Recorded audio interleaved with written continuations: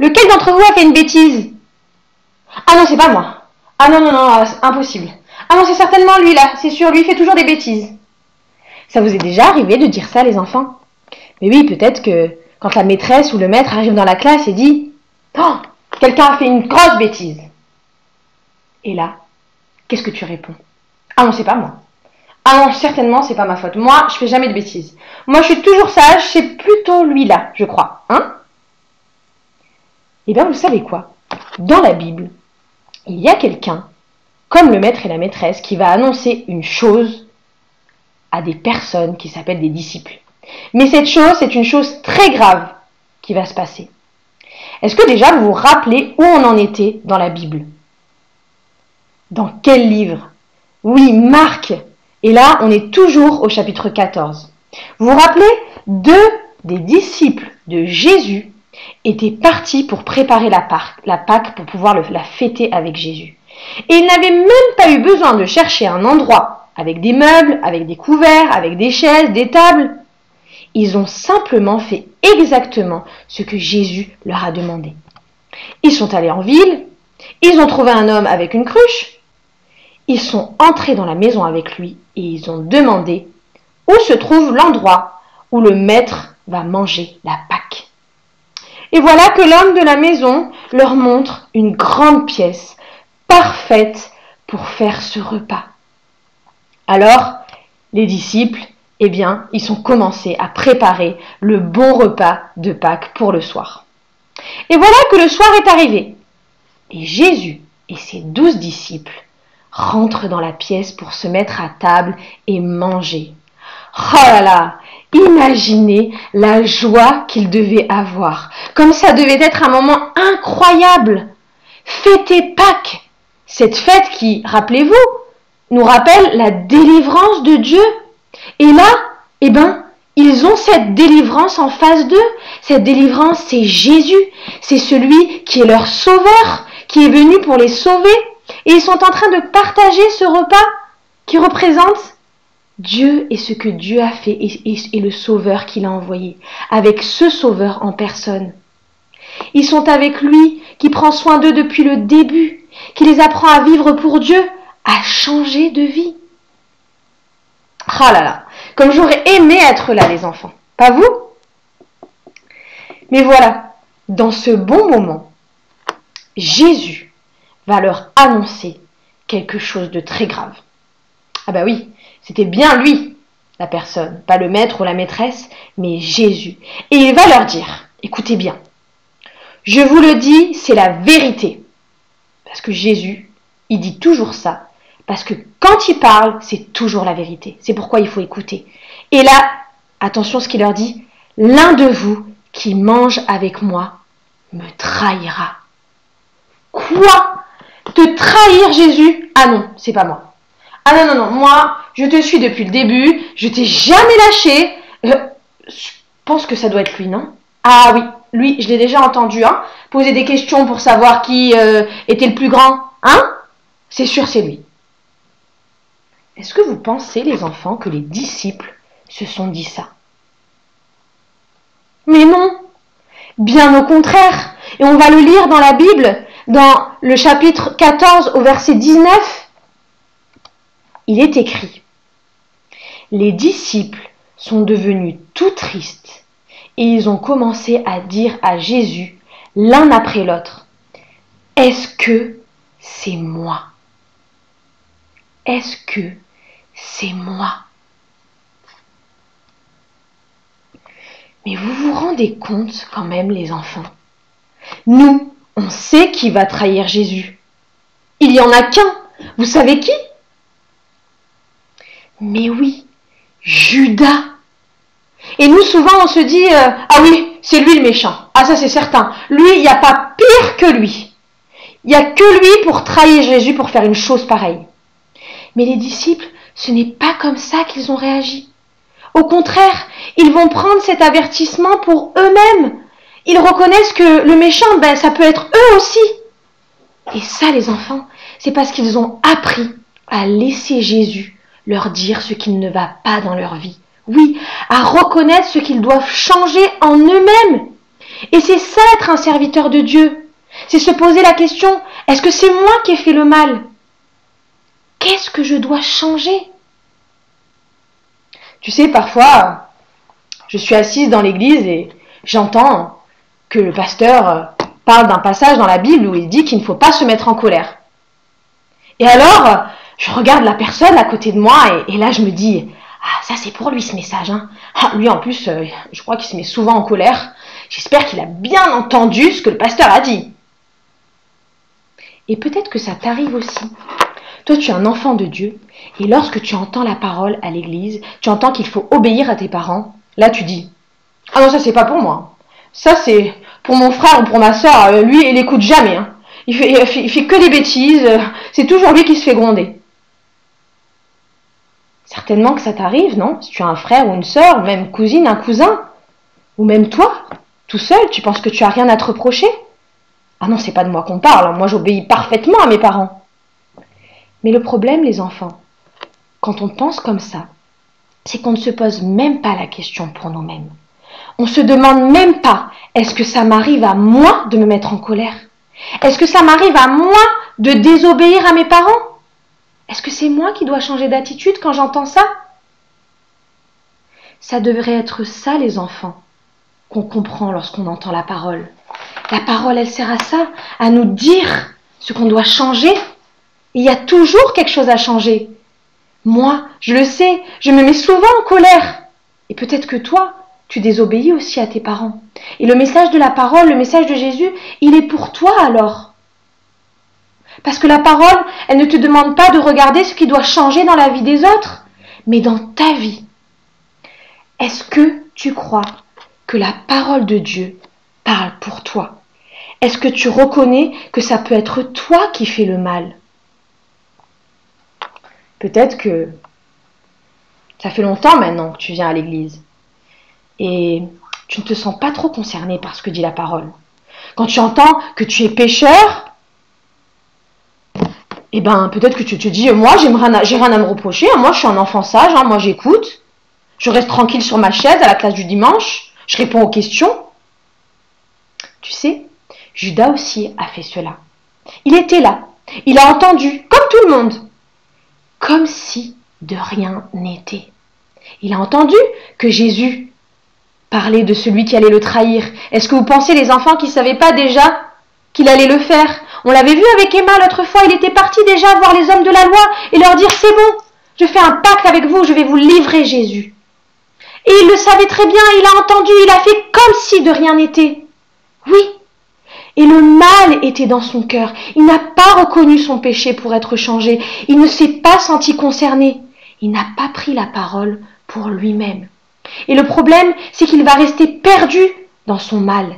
Et pour toi, c'est pareil. Si tu ne reconnais pas que la parole, elle parle pour toi, si tu ne reconnais pas que tu es pécheur, que tu n'acceptes pas que tu es méchant devant Dieu, et que tu as besoin de lui pour être sauvé, de sa délivrance, et il t'a donné Jésus-Christ pour cela. Jésus-Christ qui est mort à ta place pour que tu sois délivré du mal, pour que tu sois pardonné et que tu aies la paix avec Dieu. Jésus te donne l'occasion de lui donner ta vie aujourd'hui et il t'avertit encore pour que tu viennes à lui. Alors, crois que la parole de Dieu parle pour toi. C'est ce que j'ai fait un jour quand j'ai compris que c'était à cause de moi que Jésus était mort sur la croix. Et alors, j'ai compris que j'étais comme tous ceux qui l'ont crucifié et je lui ai demandé pardon. J'ai reconnu que j'avais fait le mal devant lui. Toi aussi, sois prêt à reconnaître que tu fais le mal et laisse Jésus te sauver. Judas va être plus que prévenu par Jésus. Écoutez ce qu'il va dire après la question des disciples. Quand ils vont dire « Est-ce que c'est moi ?» Jésus va dire « C'est l'un des 12 qui met avec moi la main dans le plat. » Waouh! Il donne carrément un détail. Alors là, on ne peut pas se tromper. Celui qui va mettre la main dans le plat avec Jésus, c'est celui qui va le trahir. Mais pourquoi Jésus dit ça devant tout le monde? Pourquoi il veut vraiment insister et donner ce détail? Ben les enfants, il veut que Judas, il comprenne que c'est de lui qu'on parle. Parce qu'il veut que Judas, il accepte de reconnaître sa faute et qu'il change d'attitude, qu'il se montre tel qu'il est vraiment devant Jésus, pour ne plus faire le mal. Ah, c'est vrai, c'est moi en fait, je reconnais, c'est moi en fait le méchant, c'est moi qui vais te livrer Jésus, je te demande pardon. Mais est-ce que Judas va faire ça, les enfants? Non. Et c'est toujours ça le problème devant Dieu, quand on ne veut pas reconnaître ce qu'on est vraiment, pécheur, mauvais. Et Jésus va dire quelque chose qui va concerner celui qui va le trahir, donc Judas. Il va annoncer que ça va être un malheur pour lui. Il dit, mais malheur à l'homme par qui le Fils de Dieu est livré. Mieux vaudrait pour cet homme qu'il ne soit pas né. Waouh! Alors là, cette parole, les enfants, elle est dure quand même, non? Ça veut dire quoi? Qu'il vaudrait mieux pour Judas qu'il ne soit pas né, qu'il n'existe pas? Mais s'il lui dit ça, les enfants, c'est pour nous faire comprendre qu'il vaut mieux ne pas être né que de connaître le malheur qui nous attend si on n'écoute pas la parole de Dieu, si on ne croit pas en Jésus-Christ son Fils, si on ne reconnaît pas nos péchés et si on ne laisse pas Jésus changer notre cœur. Est-ce que vous connaissez la fin de la vie de Judas? Est-ce qu'elle était heureuse, sa fin? Mais non, il a fini par se pendre. Parce qu'il ne pouvait plus supporter sa vie après avoir trahi Jésus. Parce qu'il n'a pas reçu la délivrance de Dieu. Il n'avait pas de paix. Il n'est pas retourné voir Jésus pour lui demander pardon, pour reconnaître ses péchés. Il est resté dans son malheur. Et même après sa mort, il le sera toujours, car il n'a pas choisi la vie avec Jésus. Et c'est un malheur, les enfants, de ne pas vivre la vie avec Dieu. Déjà ici sur terre, mais encore pire, après la mort. C'est pour ça que c'est aujourd'hui qu'il faut entendre, aujourd'hui qu'il faut reconnaître que c'est pour nous cet avertissement. Sans Jésus, il n'y a pas de joie, pas d'amour, pas de moyen d'être libéré du mal. Les disciples, les enfants, ils ont entendu ces avertissements pour eux. Et c'était ça leur bonheur, écouter les avertissements de Jésus. Mais Judas, il va faire comme s'il n'avait rien entendu. La parole ne fait pas son bonheur. Il a trouvé autre chose, et vous savez quoi? C'est l'argent. Et toi, si tu entends cet avertissement aujourd'hui, prends la parole pour toi. Crois que la parole de Jésus parle pour toi, et reconnais que tu as besoin d'être changé. Alors, au lieu de vivre le malheur, plutôt tu vivras heureux, parce qu'en écoutant Dieu, tu seras libéré du mal. Oui. Et le malheur, les enfants, par exemple, c'est quand on n'écoute pas les parents. Parfois, oui, quand on décide de ne pas écouter, on fait nos propres décisions. Et alors on s'entête et on est dur, on est en colère. Et peut-être la décision qu'on va prendre, elle va nous amener du malheur. Et c'est ce que Jésus dit. Il arrive toujours des malheurs lorsqu'on n'écoute pas. Lorsqu'on ne veut pas pardonner aussi. On va être en colère, on va être dur, on va être méchant. Et ce sera de pire en pire.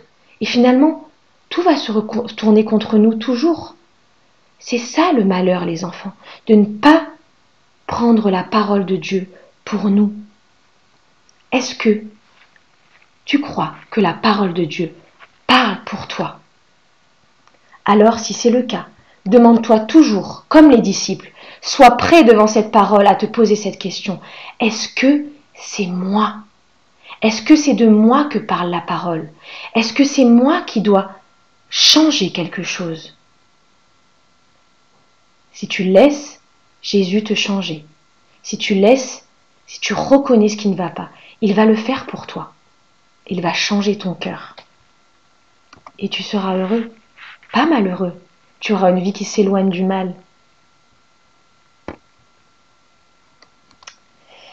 Voilà les enfants. Alors, si vous voulez, je vais vous mettre une petite vidéo.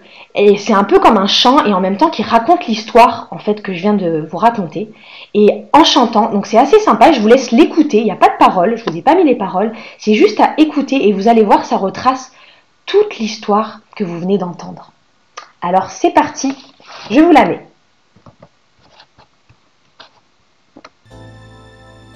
Le premier jour de la fête des pains sans levain, les disciples préparèrent le repas de la Pâque comme Jésus le leur avait dit. Le soir, Jésus se mit à table avec les 12. J'avais voulu partager ce repas avec vous avant de souffrir. Mais en cet instant, j'ai le douloureux devoir de vous prévenir.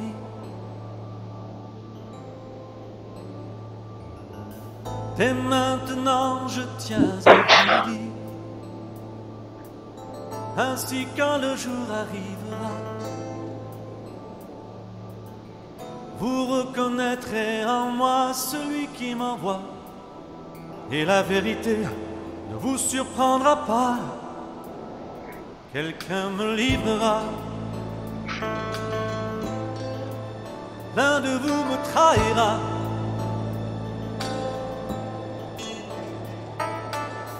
Ne croyez pas être tous accusés. Je connais ceux que j'ai choisis. La scène est prête et les rôles définis. Voilà que mon ami s'érige en ennemi. Quelqu'un me livrera, l'un de vous me trahira. Le Fils de Dieu s'en va, ainsi qu'il est écrit. Le plan de l'Éternel s'accomplit. Mais malheur à celui par qui il est livré. Il eût mieux valu pour lui n'être jamais né. Quelqu'un me livrera. Oui, l'on me trahira. C'est l'un d'entre nous, quelqu'un le livrera. L'un de nous le trahira. Quelqu'un le livrera. L'un de nous le trahira. Quelqu'un le livrera. L'un de nous le trahira. Quelqu'un le livrera. L'un de nous le trahira.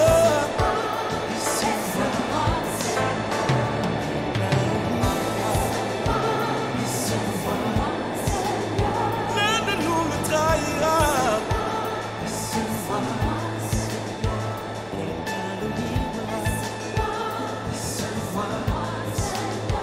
Mais pour moi, Seigneur, non, non, non.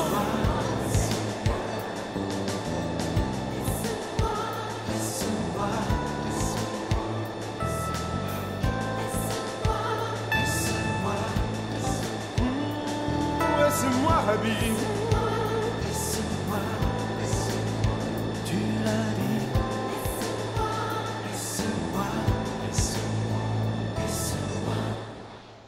Ce que tu fais, fais-le vite.